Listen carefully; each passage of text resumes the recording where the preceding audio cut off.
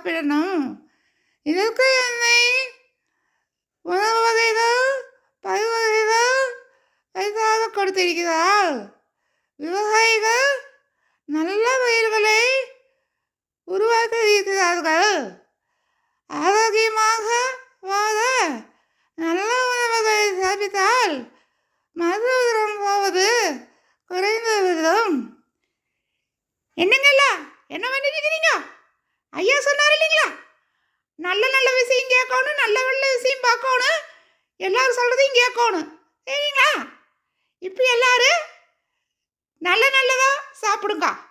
ஃப்ரெஷ்ஷாக இருக்கிற காய்கறி எல்லாம் சாப்பிடு.